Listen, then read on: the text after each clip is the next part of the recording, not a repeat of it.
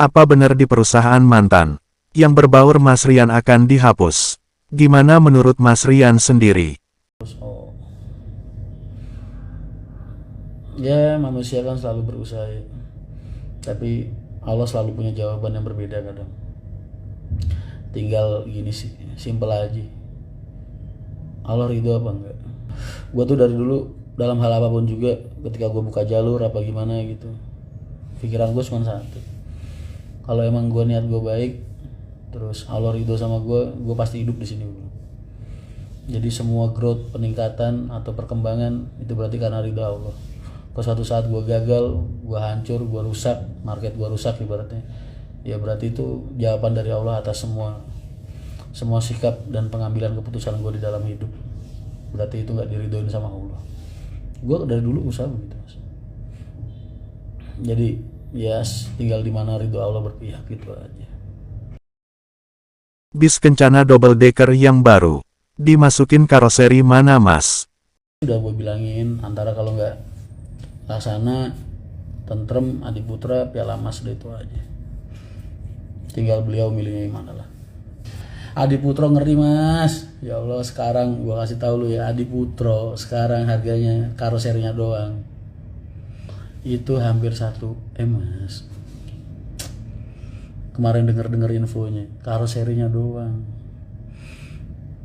Kebayang nggak kalau sasis saya udah 1,1, karoserinya 900 gitu. Udah 2 M itu karoseri sama sasis doang. Belum AC-nya.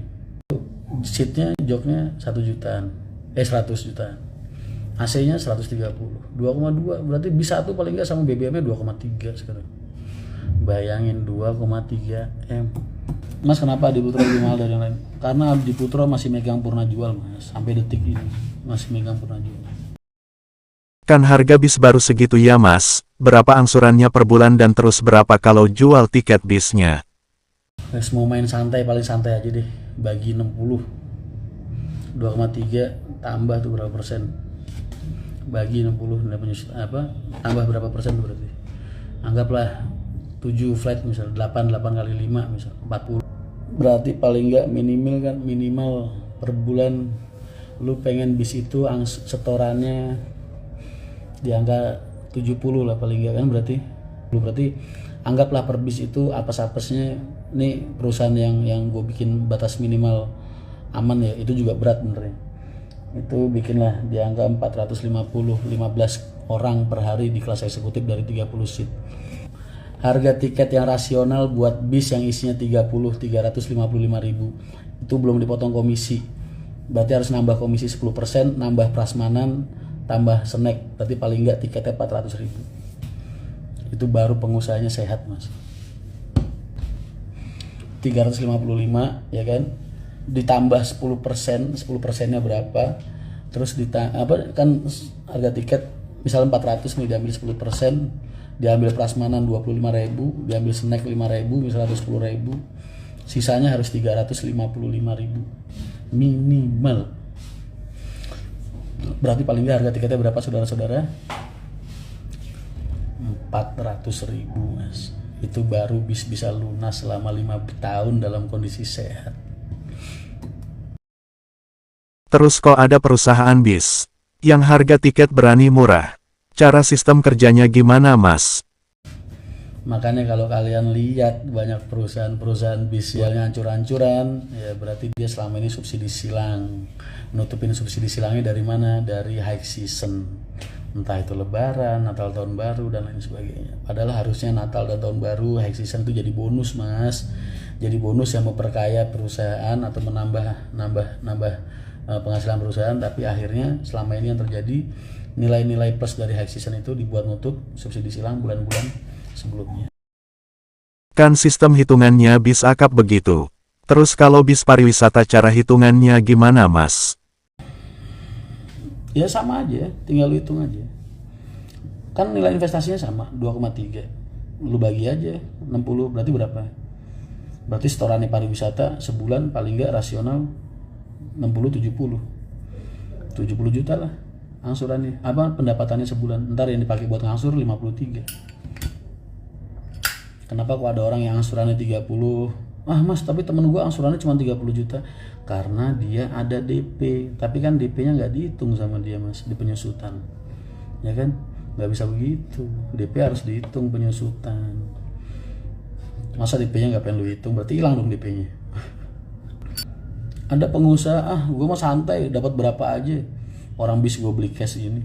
Lah, mas, walaupun lu beli bis cash, contoh nih, lu beli cash 5 unit misal 10 M, terus lu bilang mau setoran berapa aja terserah gitu, seenaknya gue misalnya, santai, bis sudah lunas. Bilang nggak bisa begitu mas, 10 M itu kalau kamu pengusaha mas, ibaratnya kamu punya duit cash 10 M, kamu buat beli bis 5, kamu mengibaratkan uangmu kamu pinjamkan ke perusahaanmu. Jadi 10 M itu dihitung hutang, walaupun yang punya kita sendiri. 10 M nya dibagi mau berapa tahun, 5 tahun, 6 tahun, 7 tahun. Nah itu nilai penyusutanmu. Kita mau tadi belum ngomongin perbaikan, ganti ban dan laka ya mas. Makanya gue kasih spelling 20 juta mas. Kata tadi gue bilang angsuran 50, lu kasih spelling 20 itu buat operasional lah, tabungan. Gue tadi bilang untuk pengusaha-pengusaha umum mas, hitungan-hitungan umum. Kalau buat pengusaha-pengusaha yang udah punya brand, udah punya market, udah punya nama, mereka menghitungnya nggak di 50% tapi di 70% mas.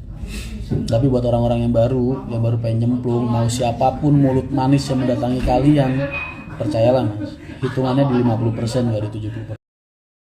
Menurut Mas Rian sendiri, lebih enak usaha bis akap atau pariwisata?